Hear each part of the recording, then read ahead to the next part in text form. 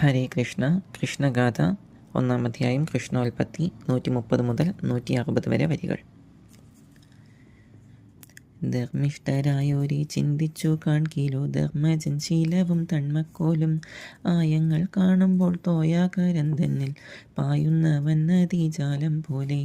സ്വർണോകം തന്നോടെ തിന്മയെ കാണുമ്പോൾ തിന്നമൊന്നഞ്ചുമ്മ മേരുശൈലം. ദാനങ്ങൾ കാണുമ്പോൾ ദാനവദാരുക്കൾ ഹീനങ്ങളായി വരും ദീനങ്ങളായി. വീരരായുള്ളോർ തൻ വീരത കാണുമ്പോൾ നേരായൊരില്ല ഈ പാരിലാരും. വിദ്യകൾ കൊണ്ടുള്ള വേലകൾ കാണുമ്പോൾ വിസ്മയം കോലുമദ്ദൂർച്ചടിയും. അസ്ത്രങ്ങൾ കൊണ്ടവരഭ്യസിച്ചിടുമ്പോൾ ഇത്രയും പാഴ്പ്പെടും ഭാർഗവനും. കാമുകന്മാരുടെ കാന്തിയെ കാണുമ്പോൾ കാമനും ചെഞ്ചമ്മയഞ്ചുമേറ്റം. മാനിനിമാരുടെ മാൺപിലെ കാൺകിലം മേനകദീനയായി നാണുമപ്പോൾ.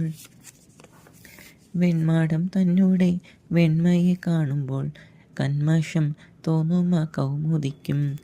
അപ്പൂരി തന്നിൽ വിളങ്ങി നിന്നിടുന്ന ശില്പങ്ങൾ ഒന്നൊന്നേ പാർത്തു കണ്ടാൽ വാസവ മന്ദിരം വായ്പോടു നിർമ്മിപ്പാൻ മാതൃകയായതിനെന്തു തോന്നും.